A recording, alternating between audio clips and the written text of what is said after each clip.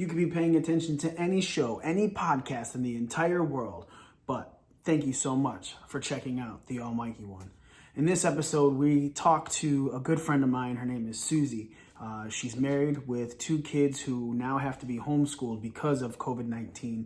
They were removed from school. She is now collecting unemployment because her job had to shut down due to the coronavirus pandemic. However, her husband is still working. The crazy thing about this is her husband works in the medical field and deals with things involving COVID-19, the coronavirus pandemic. Listen to her story, check it out. Maybe you can relate, maybe you can take some words of encouragement and see how she's dealing with this as a parent, as a wife, as a normal suburban mom. First off, how are you? Before we get into everything and all that stuff, I haven't talked to you in a long time. How you been? We've been doing okay. I mean, Jim's still working full time. He's a respiratory therapist, currently working at MedStar right now, cleaning dirty ambulances. And I am a dental hygienist by trade, and I am off work right now because cleanings are essential, which is fine with me. And then we have 2 boys who are 5th grade and 2nd grade who are currently trying to be homeschooled by their mother, who's not a teacher. So let's start off with the unemployment thing, because here in Michigan, it's up and down with the unemployment. There are people who are able to get in right away, get all their stuff put in, and then get their first check. I believe in April was the first one that a lot of people were able to get for those who filed early. And then there's some who had to wait even 2 more weeks who didn't get their check till this week. How was your situation with dealing with unemployment? Were you able to get it right away? Were you able to get in when you needed to get in? Did you get the first check that was that was given? And then have you received any of the back pay or anything? Because even on that first check, it did not come with that government stimulus, even though it was signed into order before that. So tell me about your experience with unemployment. So I was lucky enough to have a really great employer that was very proactive. So technically my last day of work was St. Patrick's Day. And he said, Suzy, I can absolutely tell you without a doubt that you will do better financially if I temporarily lay you off. So I'm appreciative of that. I filed like the 18th, I think. It took a minute for everything to go through, and it was about 10 days before I got my first deposit. But it was retroactive to when I first signed up, but I have not seen any of that extra $600. None of that has come through yet. But I did get my stimulus check yesterday from the federal government. So, and with Jim still working, we're doing okay, but it's, everyone's in the same boat, right? We're all just trying to hang in there. I called DTE, I called consumers, I called all of my regular people, and I was very specific. I said, I am not working because of the coronavirus. And they're like, we're not shutting anyone off. We're not assigning late fees. And I'm like, I just want it put on my account, on my record. I reached out to you and said, I am not working because of this. And they were all pretty great about it.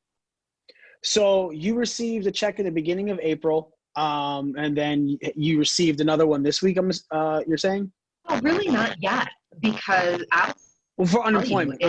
Like, no, they have been depositing irregularly. Like normally it would be every Wednesday or every Friday, but it's been coming different times, different days.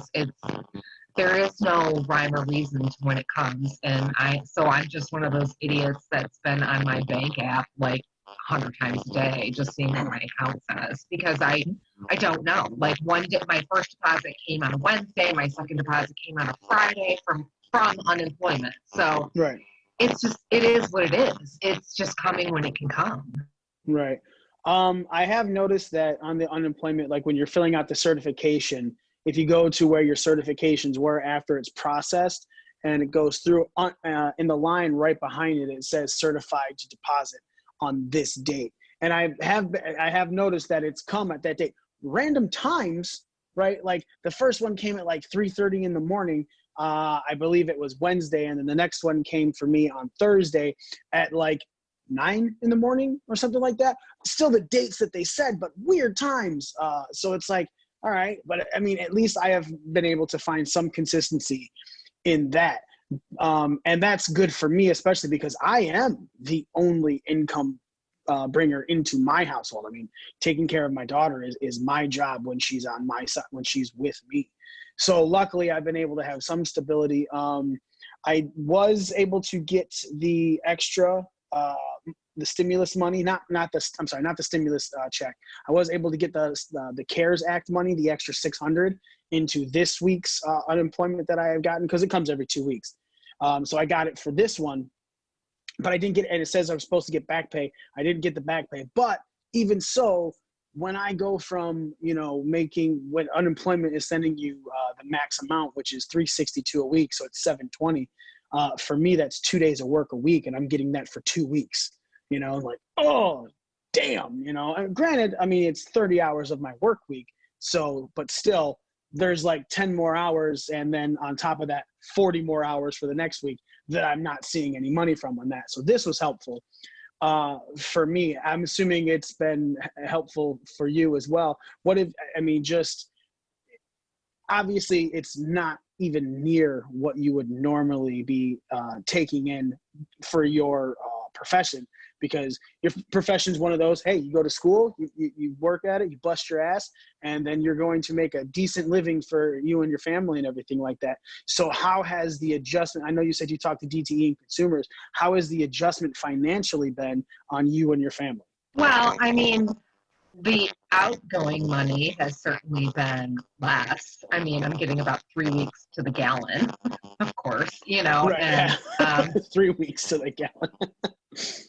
and I certainly haven't had to pay for childcare, which has been a blessing. And there are other things, you're just, I think I'm just being more mindful of what's going out as opposed to what's coming in, because we are very serious about shelter in place in our house, especially because we're considered like a hot zone house. I have a husband that's still working in healthcare. And so we are really trying to be mindful. And I also have an 11-year-old that's scared. He's old enough to be aware of what's happening, and he doesn't want to go outside. He refuses to go anywhere without a mask. And so it's Wow. we're also dealing with the fallout of that, and what his perception is going to be after the fact.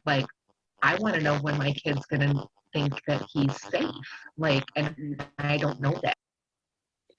So obviously with Jim being in the medical field and possibly coming in contact with many things, there's been a lot of stories in the news of people, or even friends that I know, that the spouse who is dealing with all of these people has not been sleeping in the house or being around the family at all, to some being very little, slight interaction.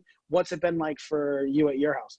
So the basis of Jim's job is, right now he is taking in ambulances, decontaminating them, and turning them over to go on other runs.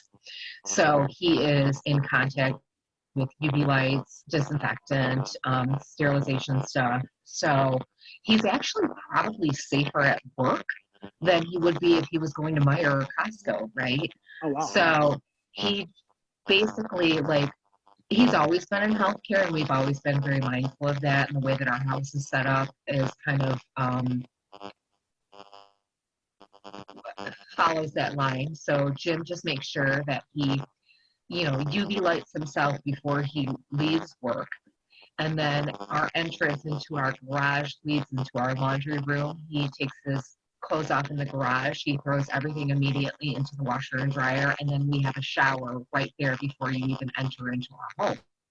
Okay. So he's still been kind of living his normal life, but he won't come into the entrance of our home or touch our kids until he has taken his clothes off and showered and changed. Okay. Yeah, that's kind of awesome to, be able to do that. Now, obviously, the boys are how old? My oldest is 11 in 5th grade, and my youngest is almost 8 in 2nd grade. So a 5th grader and a 2nd grader that can't go to school, and they get to stay at home with mom, who is the teacher. I know, like, so my daughter's schooling is setting up now virtual learning, starting Monday, whatever, the 20th or something like that. I think that's 4 days away. Monday the 20th. Yeah. It's going to be able to, she's going to be dealing with her teachers. She's dealing with her classmates. They're downloading Zoom like we're talking on right now. She's going to be able to go into Google Classrooms and still do things to, for the most part, finish up 5th grade virtually. Is there any future in that with your kids, or are you in your school district, or is it basically here's some stuff for you to figure out to use to teach, which obviously has been what's been going on, but is there any future into, hey, virtual classrooms, you guys go over there and you can have your teacher again? Am I allowed to say what district I'm in?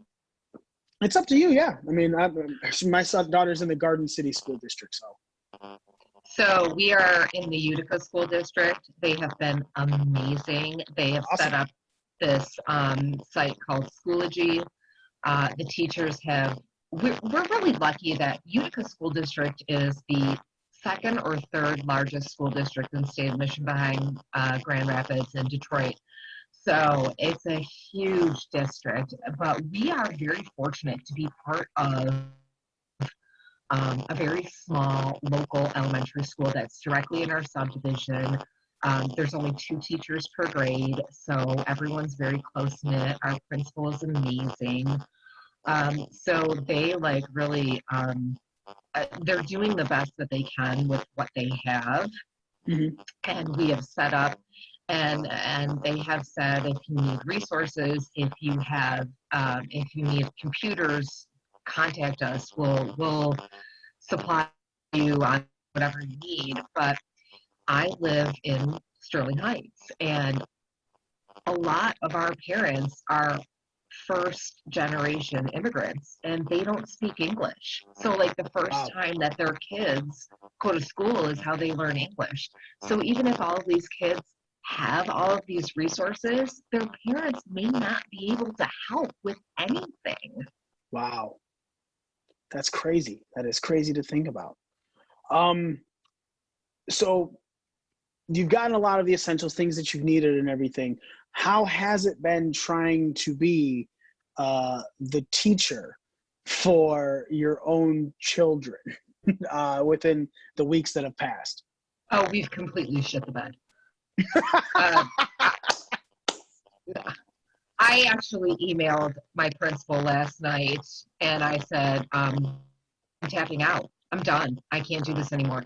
Not only does my 5th grader have like ADHD, which I know is a very common diagnosis with a lot of people because we're recognizing it more as an actual diagnosis, but he also has dyslexia. So he had another like hurdle. So every morning I spend 30 minutes just comforting my son on the couch while he's crying, saying, I just can't do this and I just can't do this. So I'm like, you know what? I can't do it either. So I'm tapping out. I reached out to his principal and his teacher and I was like, is Ben going to move on to the 6th grade in September? And they're like, yes, absolutely. I'm like, good, then I'm done. I can't deal with the situation in our home as well as trying to teach 2 different grades and worry about our daily contact, in this environment. So I am choosing to remove myself from stressor, and school's it. I'm sorry, we're done. And it was wonderful. My kid's principal personally called me today and said, don't worry about it. You do what you have to do.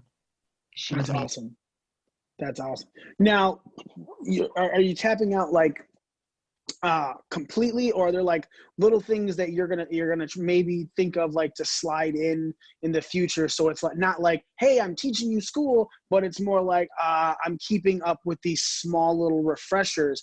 Or is it like, look, this is just too much stress on the family. This is just too much heartache. I don't want in any way, shape, or form for the stress to outline your life, let alone Ben's life as well.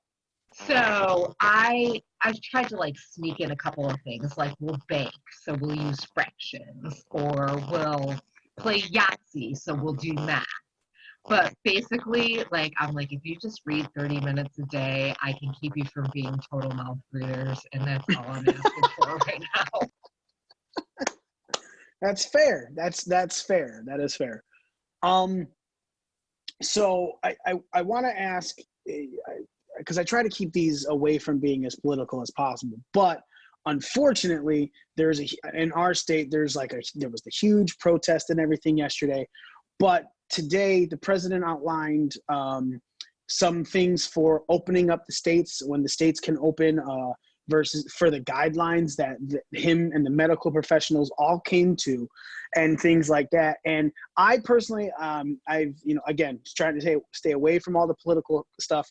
I will call people out for dumb shit. I will acknowledge when people do great things. And I think that this outline right now that they proposed, which has the Dr. Fauci, Dr. Birx, and everyone up there said that there's a hurdle. There's a 14-day hurdle. You have to be before you go into phase 1 of opening, you have to have 14 days of your hospitalization is consistently gone down for 14 days. Not only that, your hospitals have to be out of the emergency care to where it's normal care again, things like that, to when then you can say, okay, here's phase 1 for opening. And then you go through another hurdle of things that have to consistently go down before you go into phase 2 or phase 3.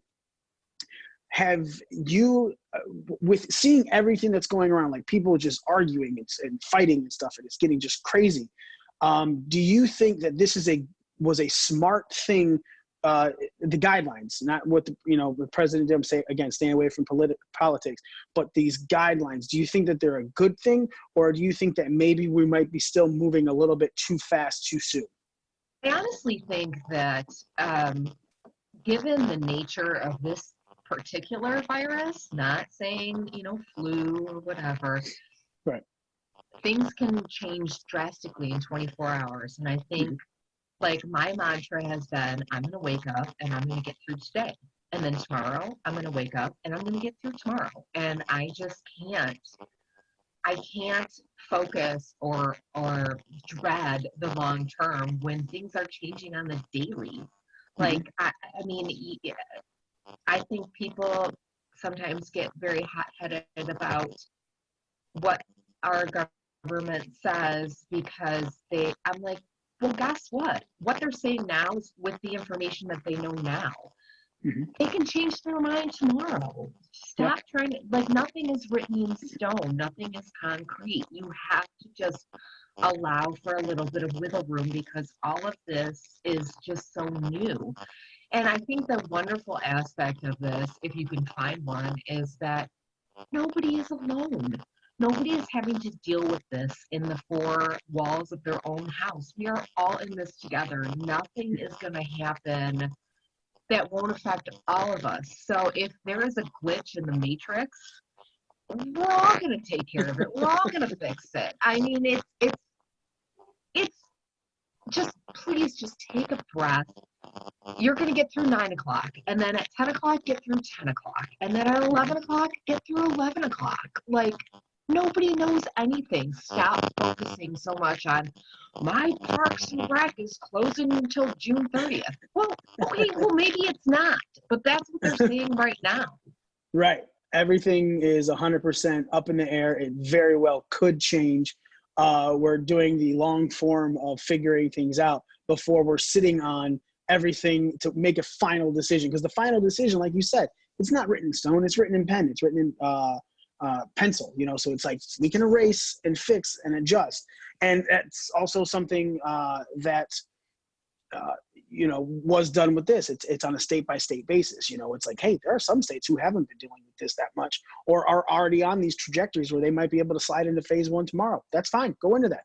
Does that mean it's the same thing for New York and Michigan and California? No, it doesn't, but we're trying. And as long as there's effort, I feel like everyone should be like, okay, again, you and I are very like-minded people. It's like, hey, chill, relax, talk about what you don't agree with. Don't flip out. There's no reason to go to the extreme. The people that went out buying toilet paper like crazy in the beginning, it's like, why? Why are you doing this? What is going on in your house that you need 3 things of 24 rolls of toilet paper.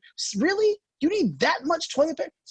Are you 72 rolls of toilet paper? You need. Okay, whatever. But then you're going out and buying some more. You know, it's ridiculous at times. So let's talk about daily life for you. Obviously, there was the homeschooling. There's the things dealing with gym. There's not working, being at home more. Are you finding any positives in being at home more? Like, are there things that you're like, man, I am so happy I now have the time to do this, whether it just be deep cleaning a room or doing special activities with the boys? So I have found that I cannot absolutely 100% stand a single fucking dish in my sink. Like, no. I'm like, absolutely not. Like,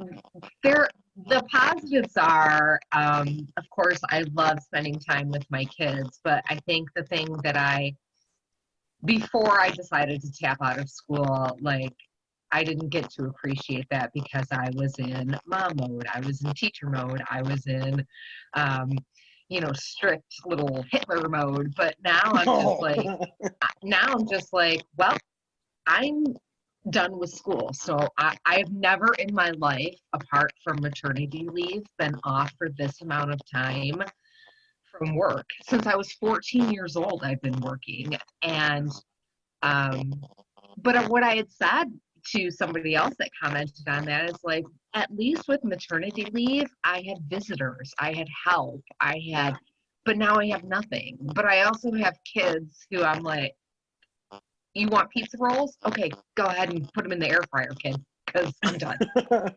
Oh, what a good idea to buy an air fryer for. I'd probably have pizza rolls way more if I had an air fryer. Holy crap, I didn't even think about that. Oh, that's genius. Oh, man, maybe with that stimulus check, I'll buy myself an air fryer. And all the pizza rolls. So then going forward with the days coming, obviously we know that Michigan has extended its stay at home until at least April 30th. There are some states that have now gone until the middle of May. Not taking into account that it's very possible that could happen for us because, again, we are in the top 5 of states in death and cases for the coronavirus. You said yourself yesterday you tapped out, you finally relaxed today. Is there something that you're looking forward to within the rest of these days of possibly staying at home to help the time go by, or just something that now you actually will be able to take in because you're not so stressed about the schooling aspect of it all? I think honestly a lot of it is just connecting with my kids, like just being more present in like their personalities, like what are their likes and dislikes, what motivates them, what keeps them going. And yes, a lot of it is Fortnite. So, but there are also like prepubescent boys. So like I said, like little things, like a couple weeks ago, I bought a bird feeder stand from Aldi and we set it up today and I put birdseed in it and I've been watching it like freaking crack addict. I'm like, come on, birds, I'm trying to help you. Like, acknowledge my participation. So, like, it's we're just hungry. Yeah, I think a lot of it is just I'm trying to recognize my kids as people and I want to know more about them. And what I know about them is they're lazy fuckers.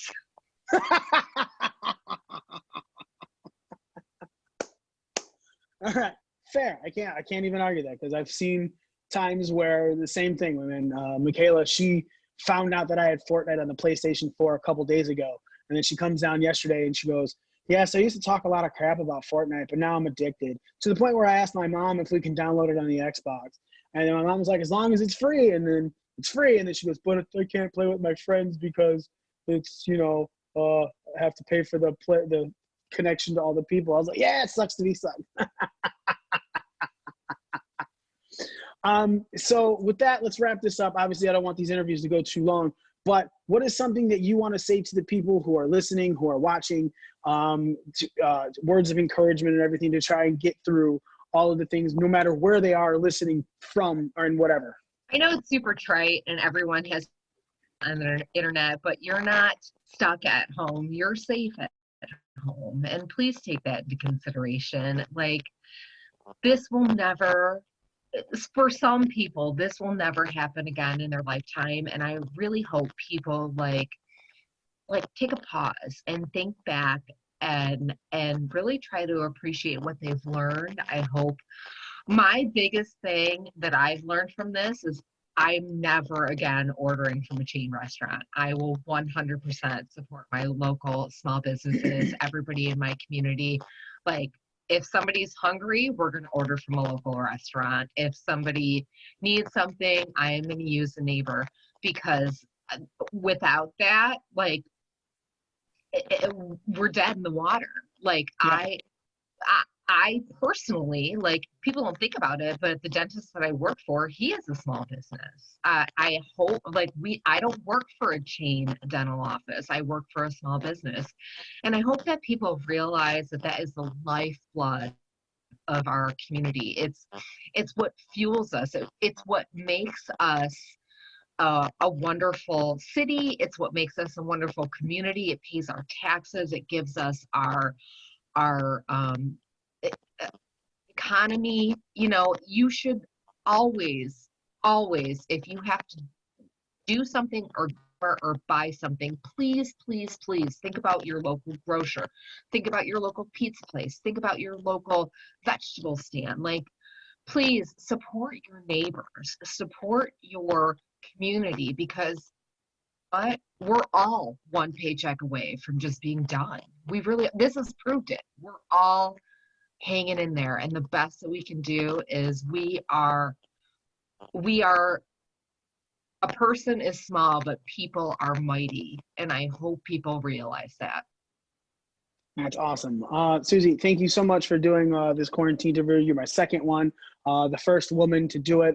Basically, I think that makes you a trendsetter in the world of all of this. So yeah, thank you again so much. I really appreciate it. It was great talking to you and catching up with you, love. And I hope to talk to you real soon. All right, guys. So that was Suzy talking about everything, and again, just completely different take, but I'm sure many of you out there understand what she's going through. You're probably dealing with it yourselves as well in some aspects. So make sure you give this a subscribe. Make sure you give, if you're watching the video, give it a like.